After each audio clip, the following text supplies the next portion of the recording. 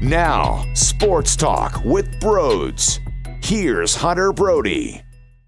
Is there anything better than watching NFL football all day on Sunday and relaxing on the couch? Well, yes, there is. There's that with the combination of Betql. You need to download the Betql app. It's on the Apple Store. It's on Google Store. You need to get this information because if you want to make money, you get all the analytics that you need. You get all the algorithms that you need. Trends, line movement. Where's the sharp money headed? Where's the public bet headed? It's easy. It's a no-brainer. And if you use promo code BROADS20 at BetQL.com, you get 20% off your first subscription. Look, it's a no-brainer. The amount of data that they have sitting in front of you while you have all the games on. Look, I asked what's better than NFL Sundays all day while relaxing on the couch. And I said, yeah, BetQL and that. Well, let's add another layer. Making money. BetQL and football all Sunday. Mwah! Oh, mwah! That's what it's all about. Now let's dive into how I feel about some of these games and what the information is telling us on BetQL. Before we do that, though, we are actually working in an NFL Pick'em pool weekly, and this is presented by BetQL.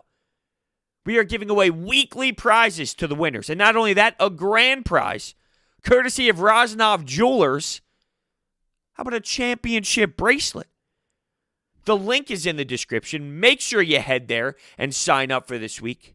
There's a password's Brody. All the information, though, is down below in the description. It is presented by BetQL. Let's start off with a game that is intriguing me. I already placed my bet, I'm not going to lie.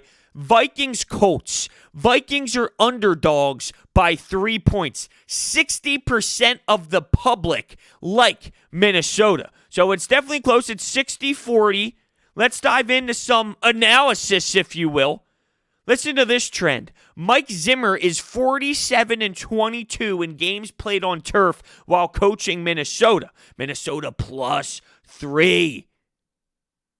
They are coming off of a really ugly performance against Aaron Rodgers, the Green Bay Packers. A lot of people actually thought the Minnesota Vikings could win the division. And I'm not saying that they have no chance now because of what Aaron Rodgers and Devontae Adams did to them. Like, let's be realistic, though. That was a beatdown. That was something I really did not expect to see. Even though Green Bay had some powerful wins last season, they didn't feel like a legit contender with 13 wins. I know that's crazy to say, but they didn't feel that way. And then in the first round, they took a quarterback. Aaron Rodgers is pissed.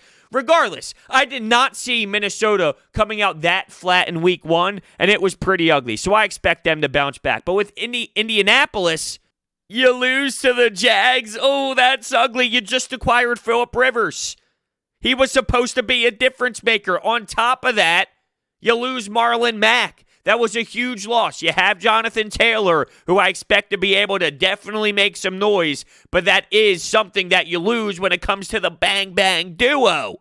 Let's look at the sharp money, because 84% of sharp bettors are going Vikings as the dog at +3. Let's go to the money line. That's interesting. The Colts are favored 180. 83% of the money is going on Minnesota. There's definitely tremendous value there. The total is at under 49. The heavy sharp money is on the over at 95%. So the smart money really loves the over. Higher scoring game than the line is set at.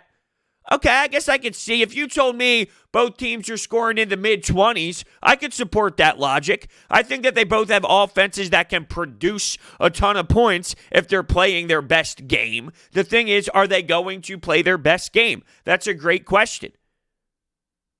I expect Kirk Cousins and Adam Thielen and Dalvin Cook to be able to generate more points. And I expect their defense to not allow what they allowed last week, but still enough points. I could see both teams. Like, this is going to be a close game. I don't think this is going to be a blowout. I don't think this is going to be one team not showing up. When you have the type of performances that you had last week for both of these squads, they're both 0-1 and both disappointing losses. How do you lose to the Jags? Come on, Frank Reich. How do you possibly lose to that garbage team? Gardner Minshew is doing it again. There's no way that should ever happen. You picked up Phillip Rivers. He's supposed to be the guy that should help you win more football games. Is he too far back into his career? Only time will tell. But still, regardless, they're better than what that was last week. And on top of that, let's go to the other side. Your division rival like that, you're going to get waxed and torched. Your defense is going to get shredded. The focus level and the intensity throughout the week is at an all-time high when you have those type of performances in week one. So with that being said, I think both teams are going to play way better football. I can see both teams scoring in the mid-20s, and that would put them on pace to hit that over. But that is definitely a very, very heavy sign of sharp money coming in at 95% on the over. Bills, Dolphins. Dolphins are underdogs at home by 5.5 points. 66% of the public bets are on the Bills. And I'm not going to lie, this is one of those games where there's so much love towards the Bills. And I get why. The Bills should be taking a big step. They should be competing for the division with the New England Patriots at this point. While Miami, you don't really know who they are. They drafted a quarterback last year. The quarterback's not playing. They have the veteran going. So you look at Miami, go, they're definitely not ready yet to start winning football games. But when you're the dog at home by 5.5 points, and the fans, the lack of fans, that definitely throws a whole new level of conversation in this. But something tells me, my gut tells me, that I actually like the Dolphins. I might not go as far as winning the game, but to cover the 5.5 points, I think that's something you should look at. The sharp money is coming in at 61% on Miami. And once again, I'm not claiming that they're going to win the football game, but sometimes when one team is so loved and so liked throughout the public and throughout a lot of people just thinking that they're going to go in there and whoop the Dolphins, yeah, it's probably going to go to the other side. Now, on the money line, it's actually 50-50 when it comes to the pro bettors. The Bills are favored at 245. So there's some value on the other side if you think the Dolphins can actually win outright. I'm not ready to go there. But look, I'm telling you, the pros, they're split at the moment. Bang, right down the middle. So there is something to be said about that. Sometimes Fitzmagic does his thing. And it seems like early in the seasons, that's when Fitzmagic really pops. That's when he allows teams to go on a little bit of some rides, a little bit of some noise is generated. Not too much, not to an extreme, but it does seem like Ryan Fitzmagic is the guy that can go out and win a football game, and he provides that type of spark with the big beard, being that veteran guy. He gets some wins under his belt at times. I don't know if I'm ready to go as far as win, but I do think that I like the Dolphins to at least cover in this matchup. I'm not sold on Josh Allen yet. He still makes some mistakes, and these mistakes definitely haunt them. Now, I do like the head coach. All right, I really do. I like what the Bills are building over there. I think that they have a tremendous roster, and I think it's only on the rise. I enjoy what they have brought to the table to this point. But there's still some young plays being made by Josh Allen. And I date it back to seeing him run around in the postseason. Oh, my God. The under is at 41. The under, 93% of the smart money is heading with the under. So they don't anticipate this being a high-scoring game. They can see this being more of a battle blood, sweat, and tears. You take the helmet off after the full game is played. You see everyone with black all over their face, pouring sweat, huffing and puffing, faces red. But not a lot of score. Not your beautiful place. Under 41. Something to look at. Definitely something to look at. Our next matchup on the schedule, Chiefs-Chargers.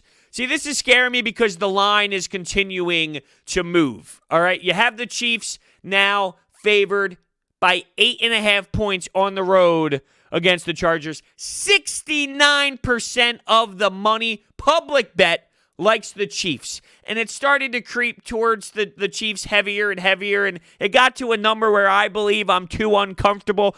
But at the same time, doesn't the Chiefs have that vibe of sort of like the Patriots? How many times were the Patriots favored by an obnoxious amount and you go, ooh, that's so much. This is the NFL. This isn't college football. But yet Tom Brady, Bill Belichick, they murder their opponent and you go, why do you even double guess yourself? Why do you even go against the Patriots? You should never do it. No matter if it sounds ridiculous or not, they find ways to cover the spread, even if it is very large. Well, there is a sense going on with the Chiefs that it's a similar way of thinking. Ooh, 8.5, but they're dynamite.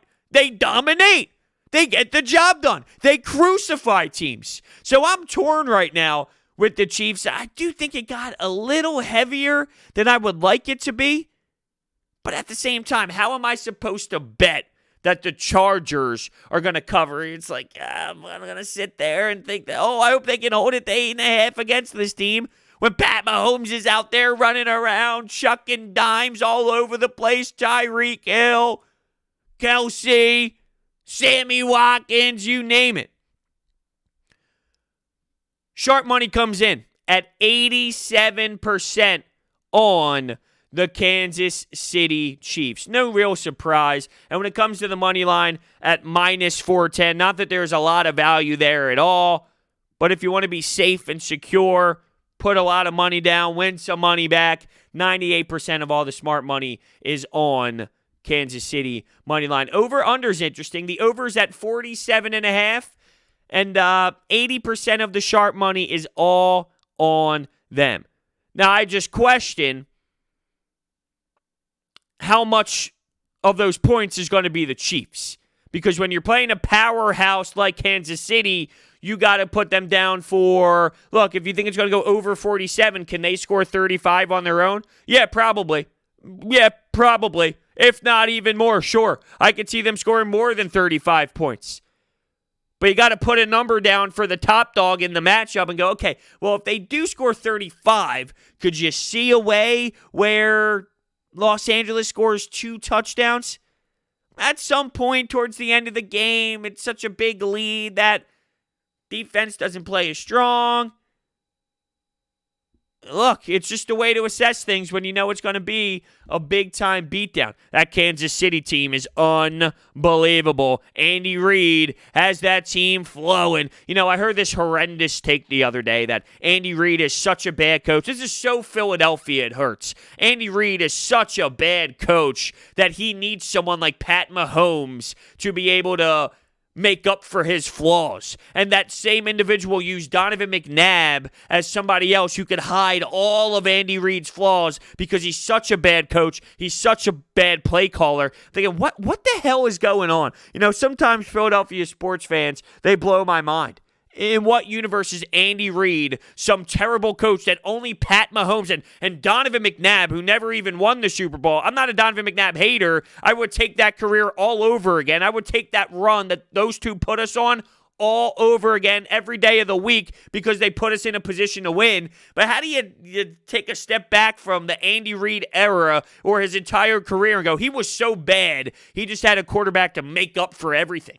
Come on. That's terrible.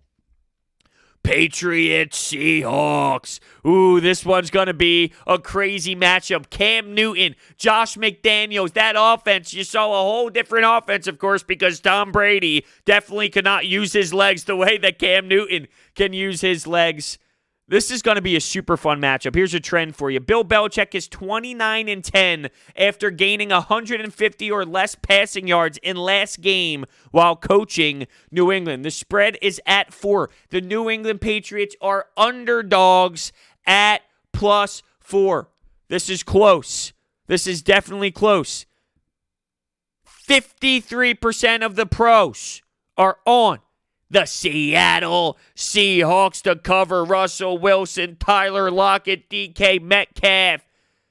Russell Wilson has hit an all-time high for me when it comes to entertainment. When it comes to thinking, you know what? This is a win. This is a win. And I mean that not even before a game or in the middle of a game, but during certain plays. Late in the game, here he is scrambling. He's putting the team on his back. He's so effective. He's so unreal. He's so dialed in. He has that it factor gene that's crazy, and he elevates everybody. You look at him in the huddle, and you go, okay, Russell, I'll do that, and it's going to work. As if he tells you, hey, run here, it's going to be there. And here you are running your route, and oh my, it's right in my damn hands. How does he do this? That's the type of power that Russell Wilson has, and it has reached a different level. Damn, he's so good. When it comes to the money line, Seattle, -200. What does that mean? If you're a believer in New England, if you still think that Bill Belichick has this system down that's going to be crazy successful and he's going to win a bunch of football games, guess what? You got value on the other side, and that's why 60% of sharp money is headed in that direction. Now, that's good value. I actually think that that's really solid value. I'm torn on this one. This is one of those games where I need to wait until Sunday Night Football actually happens. It's 10 minutes before the game, and I'm going back and forth because I see the positives on both sides. I see that with New England and Cam Newton, you got good value there. And don't get me wrong, as good as Russell Wilson is and as strong as that defense is in Seattle now, by the way, it looks like they have something brewing back with the defense again. Jamal Adams, oh yeah, you could change the game. You could change the outcome of the game. So even with that defense, you look at New England, you look at Bill Belichick, there is something there. How can you count them out? You can never count them out until Bill Belichick actually fails and you see it consistently. And guess what? I haven't seen that yet. So with that being said, I think there's value there. At the same time, this Seattle team, I feel, is an overall better product. I think they have an overall better team, and they are extremely well coached. And as great as Cam Newton is and that new offense is intriguing, I'm taking my money with Russell Wilson majority of the time. So I'm leaning towards Seattle in this matchup to cover. I'm going to like the spread more than I am the money line when it comes to Seattle. Whew. This is going to be one of those 10 minutes before the game. I close my eyes and I'll go that one. Just because it's so close. I like the pros of both of them. Oh, it's going to be crazy. With the over-under, 44.5. Sharp money, 83% on the over, actually. Oh, man. It's so crazy, that Patriots team, looking at them play with Cam Newton on the roster. It's so weird, right? And especially seeing Tom Brady in another uniform. It's just so odd. It doesn't feel right. It's like I've been watching the same two guys in the same uniforms dominate for so damn long. I don't know how to adjust. Saints Raiders, 59% of public bets like the Saints 5.5. And I'll be honest with you, I think I do too. Sean Payton is 48-39 in the first half of the season while coaching New Orleans against the spread. 62 of sharp money enjoys New Orleans. And when we go to the money line side of things, New Orleans Saints are 10-1 in all games where the total is between 42.5 and 49 points over the last 2 seasons. Let's be realistic. It's hard to look at the other side and go, ooh, the Las Vegas Raiders have enough in the tank to take down what Drew Brees and Sean Payton and Alvin Kamara bring. Big loss, though. Michael Thomas, Not having Michael Thomas is definitely going to be a difference maker for this offense. Now, ultimately, I believe they have enough. Ultimately, I think that they're strong enough in every aspect of the game to go, all right, I can still heavily look at this Saints squad and say they should be able to take care of Derek Carr and John Gruden. While they had a nice win last week, they beat the Carolina Panthers. I'm not sold that they're now this tremendous team that's ready to face a powerful squad like New Orleans. To me, this is an easy one. It's not even a question, and I actually think that the Saints can cover that pretty easily. I'll be honest with you. I think that they can win it pretty easily. Lions, Packers. Packers are favored by 6 points, almost a touchdown. 63% of the public really enjoyed what Aaron Rodgers did last week because they're going in that direction for the Packers to cover. Now, what they did was so great. To start off week one, to see a division opponent like Minnesota and handle business. Not only handle business, but they embarrassed them. There's nothing sweeter than embarrassing a division team. You walk out of that tunnel and you see that jersey on the other side, you want to just chomp down on your teeth, start, oh, we're going to kill you. Oh, we're going to kill you. You get in that type of mode.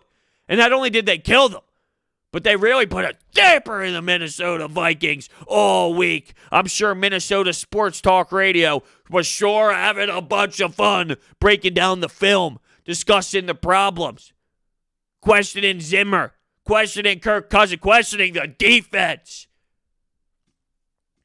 But Aaron Rodgers, can you go with the narrative that he despised what the front office did after he was put in the same scenario when he was drafted? That's the most ironic part of it all. He was the same exact story with Brett Favre. So when you saw that last year, but it just doesn't make sense because you win 13 games. You're a playoff team. Underperformed in the postseason. You would think, hey, if we use our first-round pick to maybe get a playmaker for Aaron Rodgers, we can make that extra step. We can take that extra stride. But no, we go with a backup quarterback. Well, if they wanted to go with the mindset of, I want to piss Aaron Rodgers off, and I want to elevate him, and I want him to essentially give us the middle finger and play with disgust, well, it might have worked. But will that happen again against the Lions? That's a great question. That's a great question. Week 2, you're in an interesting spot because you don't want to overreact to week 1, but at the same time, you at least have some knowledge of what actually went down, and you at least saw the football team go out there and play. 74% of the sharp bets enjoy the Green Bay Packers to win. I don't really like Matt Patricia over there in Detroit. I'm a fan of Matthew Stafford. I think he's a hell of a quarterback. I think if he's on another team with another system, he wins more football games, without a doubt. The Lions organization is such a joke, they can't figure anything out. But if you told me that Bill Belichick had Matthew Stafford, or if you told me that Doug Peterson and Matthew Stafford, Sean McVay, or, Sean Payton, I think Matthew Stafford has a way better career. Now, statistically, you can see a bunch of numbers, how many yards he throws and all that, yada, yada, yada, and the numbers aren't that bad whatsoever, but all around, you would see way more success if you had a coach and you had an organization that actually understood what they were doing. It's seriously a dumpster fire of an organization. Matt Patricia looks lost. I can't imagine that he's going to be there much longer. When you look at this matchup, you would think that the Green Bay Packers win the game. I look at the 6 points and I go, I know that they dominated the Vikings. I don't want to get ahead of myself and just think that that's who they are every single week. Division games are so tough, as you saw between the Washington football team and the Philadelphia Eagles. You never know what can happen in division play, and not just division play, but overall in the grand scheme of things in the NFL.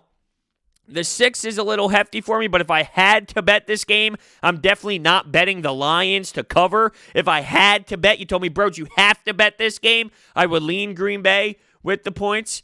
Green Bay is favored by 275. Matt LaFleur is 15-4 in all line games while coaching Green Bay. Now, keep in mind, he hasn't been coaching Green Bay for too long, but he's 15-4 on the money line in all line games while coaching Green Bay. This is interesting because sharp money coming in with the Lions on the money line. Obviously, some decent value there. 58% of the sharp money likes the Detroit Lions. The under, 49.5. 80% like the over. 80% like the over. So they can see the teams producing points, or they believe that Green Bay is just going to smack them and score a majority of the points. Rams-Eagles. Oof, Rams-Eagles. 60% of the public like the Rams. Now, this line has moved a lot. The Rams are now a 1-point dog. Los Angeles Rams are 9-2 when playing with 6 or less days rest over the last 2 years. You think about the Eagles' offensive line last week? Abysmal, embarrassing, pathetic, getting rocked, getting destroyed, right? They get Lane Johnson back, huge. They also get Miles Sanders back. Brandon Graham is questionable. Derek Barnett looks to be a piece that's going to be utilized. How about Hargrave? Hargrave actually participated in practice fully the last day on Friday, which was shocking. You heard about the pec injury. You thought it was going to be weeks. Originally, you heard that the Eagles thought it was going to be way worse. They were pleasantly surprised with the news. That was pretty big to see, so they expected it to be a serious injury. It wasn't, but regardless, I didn't think that he was going to be ready to play by week 2. That was very, very, very shocking news. The Eagles have more put together, but going back to the offensive line conversation, because Aaron Donald is obviously such a huge difference maker in the outcome of football games. The Eagles have taken care of business against the Rams a couple times over the Doug Peterson and Sean McVay era with Jim Schwartz. And I think that they put together a great game plan against this team. Doug Peterson has their number. And Aaron Donald has not had much success in those matchups. He hasn't had plenty of moments to go sack the quarterback and blow up the offensive line. Keep in mind, though, Nate Herbig's going to be playing right guard, and that's not Brandon Brooks. And you might see Aaron Donald slide all over the line to maybe get a matchup that he likes. Jason Peters didn't have a strong game. Jason Kelsey didn't have a strong game. A lot of communication failures. Hopefully, Lane Johnson being added to the mix now helps out those communication problems. But I actually like the Eagles. I'm not being biased here. I think that Doug Peterson throughout his career has had good bounce-back games, okay? He's had bad losses, and they have responded. Carson Wentz was really bad for about 3/4 of that football game. Over his 4-year career at this point, he has bounced back in a lot of games, all right? They do have the ability as the leaders, Doug P. and Carson Wentz, as the leaders to step up, backs against the wall type mentality that just screams Doug Peterson. 64% of sharp money, though, enjoy the Los Angeles Rams. And when it comes to the money line, Rams are plus 105 here. Sean McVay is 18-7 in road line games while coaching Los Angeles. 67% of the sharp money likes the Rams as well. Should we get out the masks? The classic Philadelphia Eagles line these days. It's we all we got, we all we need, and let's get out the underdog masks. It does seem like they might be getting a little bit of disrespect in this one, but look, when the spread is what it is, when it's a 1-point spread, it's essentially a pick 'em at this point. Now, I understand the line started moving all over the place, and a lot of money came in. I still sense some disrespect, though. I still sense that people look at what this Ram squad did against Dallas. They ran the ball more. And I question if they're going to run the ball against the Eagles. The Eagles do a great job at stopping the run. Would the Rams like to utilize play action, maybe get underneath, attack some of the linebackers that way? I think Higbee's going to be a factor. I'm curious to see how Roby Coleman is in the slot. You have someone like Cooper Kupp who has size and has the size advantage on Roby Coleman, but isn't that a lot of receivers?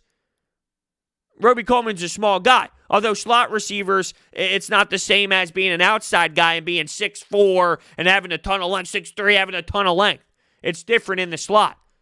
He's been successful for a reason, though, at that position as a corner slot guy and being able to make up for his lack of size.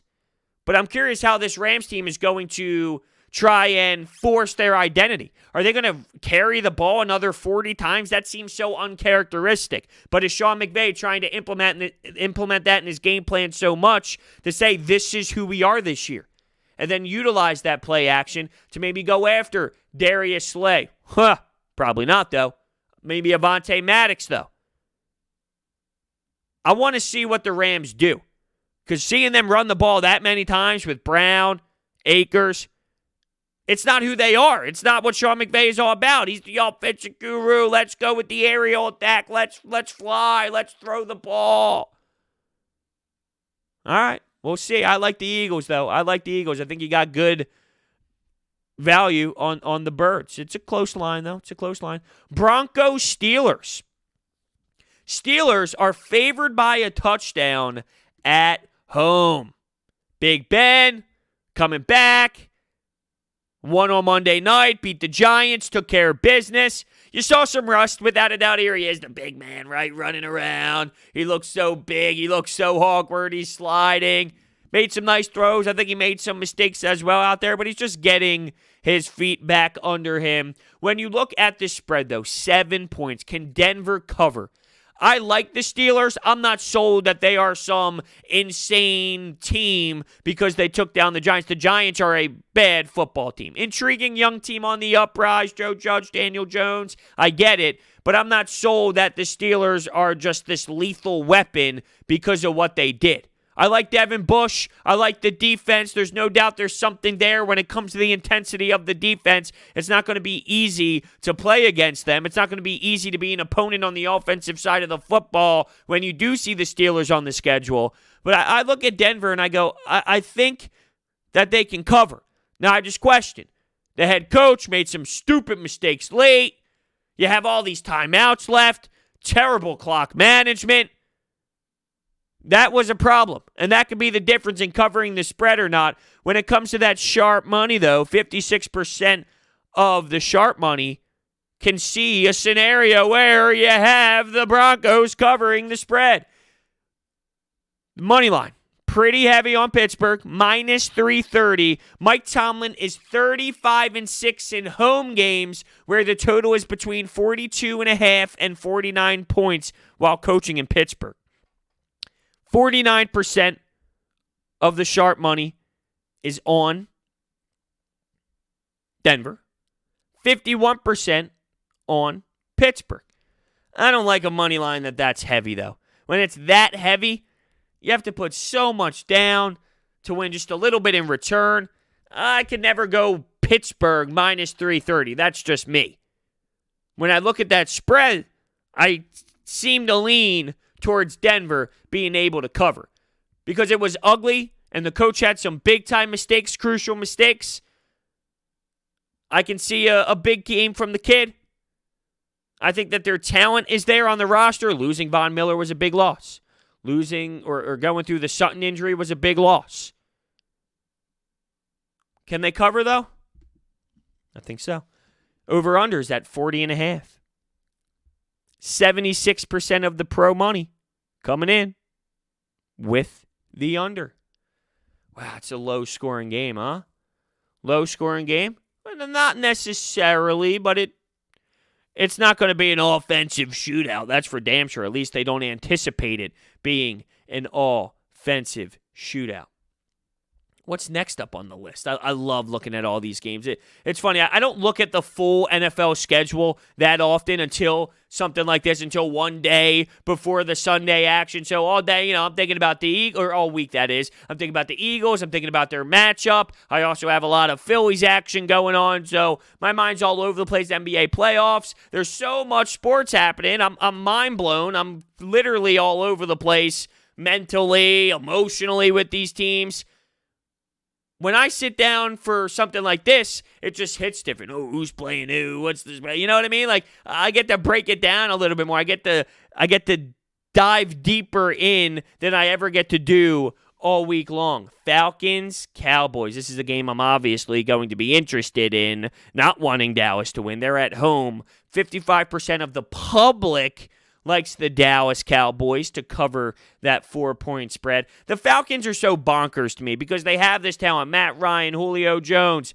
They kept Quinn as the head coach. They've underachieved ever since that Super Bowl run, that epic Super Bowl collapse against the Patriots, 28-3. It will haunt them forever. But they've never really been able to be an effective team. Now they're going on the road. Dan Quinn is 4-16 off of an upset loss as a favorite while coaching in Atlanta. I just mentioned the head coach. I don't really trust him. Now, normally I'm accustomed to Jason Garrett on the other side, and I go, well, I don't really trust him either. But with Mike McCarthy, yeah, he's definitely a better coach than what Quinn is. 62% of the sharp money is on Dallas, and I think that is the direction that you need to go with. They lost to the Rams last week. Now, they lost a couple guys, specifically in that linebacking core. That's definitely going to make a difference when it comes to that defense. But you look at the offense, right, and you just think, even though you saw a similar offense to what you saw last year, there's too many damn weapons.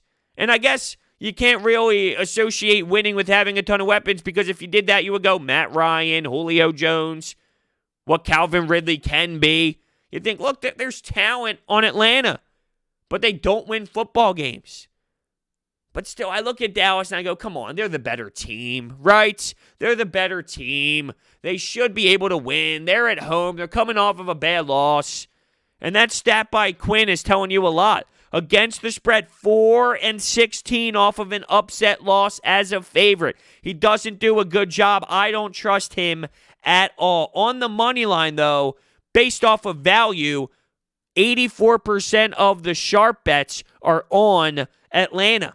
Dan Quinn is 4-11 off of an upset loss as a home favorite while coaching Atlanta when it comes to the money line. Look, I just don't see a scenario where Atlanta is going to win this game. They're just not a good team. The confidence isn't there. I don't know if the belief in the system and the coach is still there at this point. I can't support the Atlanta Falcons. I cannot go down that road. I don't like it. The over-under 53.5, 93% of the sharp bet is on. The sharp bettors is on the over. They think it's going to be a shootout. They think there's going to be a lot of scoring. And I guess I can see that. I can definitely see points being produced on the board without a doubt. That is a heavy amount of sharp money going in the direction of the over. So that is very interesting, and I kind of like it. Sometimes when you see the initial over, you go, whoa, hold on a second. Or you just see the over-under as a whole, and you go, hold on a second, that seems pretty high. They try and suck you to go with that under. I like the over in that game, without a doubt. Jags, Titans. Whew, okay. This is telling to me. 70% of public bets likes the Jags to cover the 7.5 spread. I think the Titans are legit. I like the Titans in this matchup. Against the spread, 76% of the pros' money is going on Jacksonville. I like the Titans here. I do. I like the Titans here. Doug Marrone is 1-10 off of an upset win as an underdog while coaching Jacksonville. This is money line. This is Tennessee Titans minus 355. Based off the value, sharp better report, 92% like the Jags. I like the Titans in this game. Something tells me this Titans team is a legit team still. They love Mike Vrabel. They picked up Clowney. This Jags team stinks. They're not good. They beat the Colts. I don't know how. Maybe the lack of preseason, the lack of training camp stuff played a role into it. It's week 1. There's no fans. Although, the whole fan thing is a wonky situation as a whole. You got different amount of people in different stadiums, and people are starting to open up and allow more people in. Whatever the case may be, this Jags team is not good. They're not a good football team. I don't believe in them. I think they stink. I think they're absolutely awful. And that's why when I give you a trend, like Doug Marrone is 1-10. This is with the money line bet. He is 1-10 off of an upset win as an underdog while coaching Jacksonville. I don't trust in the head coach. I don't trust in that entire organization. I like what Tennessee is building. I think that they have a recipe for success. I think they can pound the ball down your throat. I think Ryan Tannehill can do his job and be a manager and make those play-action throws. I like Tennessee. I know the sharp money's going in a different direction. I like Tennessee in this one. The over-under is set at 44. You would think because of the time of possession with Tennessee, the way they like to run the ball and run their offense, they're not going to put up an obnoxious amount of points, and that is why the under at 81% is what's in play by the sharp money. A couple more matchups. Giants, Bears. The Giants are underdogs. 5.5 points on the road. Going up against Mitch Trubisky and the Bears. Wow. Mitch Trubisky had a tremendous performance late. I'm still not sold on him, though. The New York Giants are 9-0 against the spread in games played on a grass field while on the road over the last 3 seasons. I like the Giants. I like the Giants to cover. I was actually intrigued with the Giants. I thought they did a tremendous job last game. They played the Steelers, but they hung in there. You saw a lot out of Daniel Jones. With the whole Joe Judge thing, I thought it was a weird situation. He makes people run all the time for making mistakes. He's such an old school coach. He restarts practice when he doesn't like something. He's got that old school mentality, but the team is definitely playing hard. Jason Garrett as the OC, that concerns me a bit. You saw some ugliness involved with Saquon Barkley and everything that went down offensively at times, but there's enough there that I think when it comes to this Bears team, I'm not sold on them. I don't think that they're this juggernaut type team that the Giants have no chance against. I think the Giants can actually have a chance against them and at least covering the spread. I actually like the Giants. When it comes to the money line, New York Giants are 9-23 in all games over the last 3 years. Okay. They're just a bad football team over the last couple of seasons. The value, though, for the Giants, if you think they can win outright, the value is absolutely there, and that's why when it comes to pro money, 91% would agree that there is value on the New York Football Giants. Couple games that stand out to me that's left on the card. Washington football team, and the Cardinals. The spread is at 7. It's a touchdown. 59% like Arizona. This is the tough one. Do you believe in Arizona? Now, DeAndre Hopkins makes a difference. Obviously, he makes a big-time difference in this offense. You saw it. Okay, get him the football, Kyler Murray. Get him the football. And Kyler Murray delivered late down the stretch, beating the San Francisco 49ers.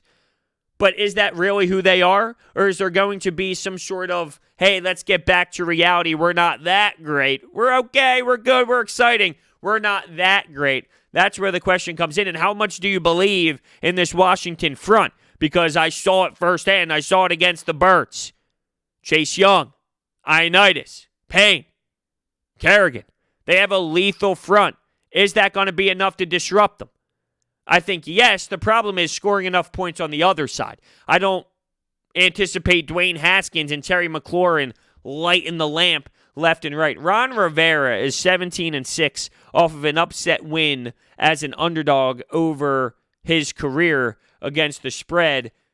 71% of the sharp cash on Arizona.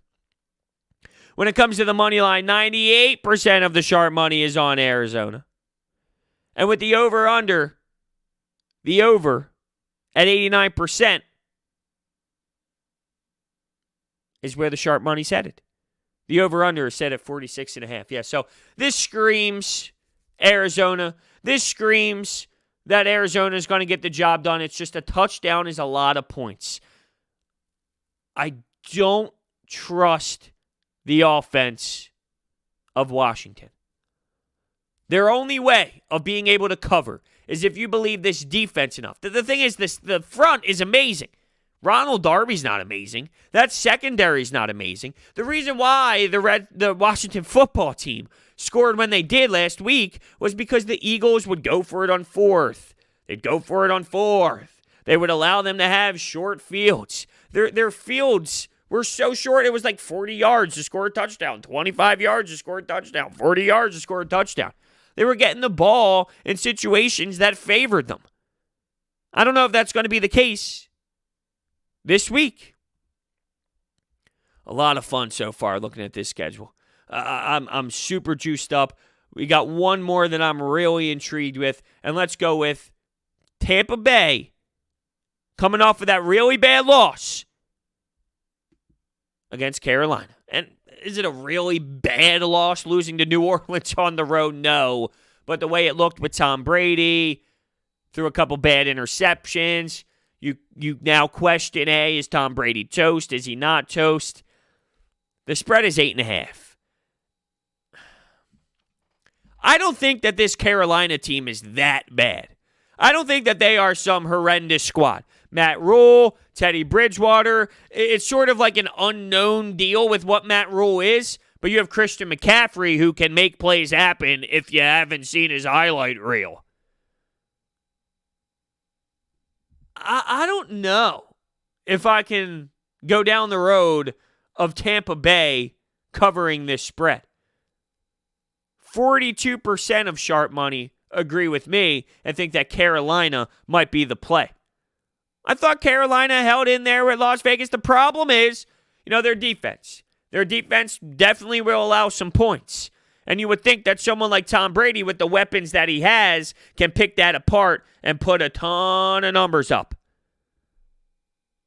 I'm not that sold, though, that the Bucs are that good, that they're extremely rolling on all cylinders here to just extremely dominate and destroy their opponent in Carolina.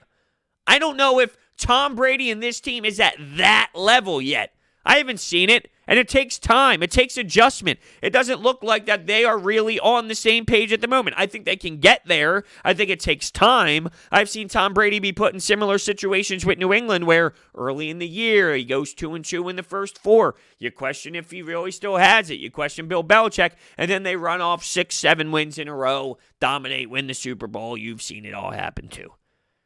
But early in the season, especially going with a new system and new teammates and flipping everything over, you would think that there would be an adjustment period. I can't get behind Tampa Bay just rolling through against the spread there. Carolina Panthers, a money line trend. Carolina Panthers are 2-10 against conference opponents over the last 2 years. When it comes to the money line, though, there's value with Carolina if you believe they can win outright. 61% of the money, like Carolina, on the money line. Sharp money, that is. That's going to be a fun game. I'm interested in that. I think Carolina can do it. I don't think they get the respect that they deserve. I don't think that they're great by any means. I don't think that they're some trash bag team either. They're an unknown. They're intriguing. They have Christian McCaffrey. I like Teddy Bridgewater. I like Matt Rule. I like them in the college game at least. Big difference. Success at Temple, success at Baylor. Seems to have something that works. Big jump. College to NFL, big jump. We've seen plenty of college coaches fail at this level. You've seen some succeed as well, too. And I think Matt Rule has the proper mindset, the proper leadership to succeed. And I think that the Carolina Panthers can at least cover that spread. That's a hefty spread at 8.5. So thank you all so much for listening. Remember, the NFL Pick'em Weekly Pool, all the information is down below. It's presented by BetQL. You get a chance to win weekly prizes. You get a chance to win a grand prize, courtesy of Rosnov Jewelers, a championship bracelet.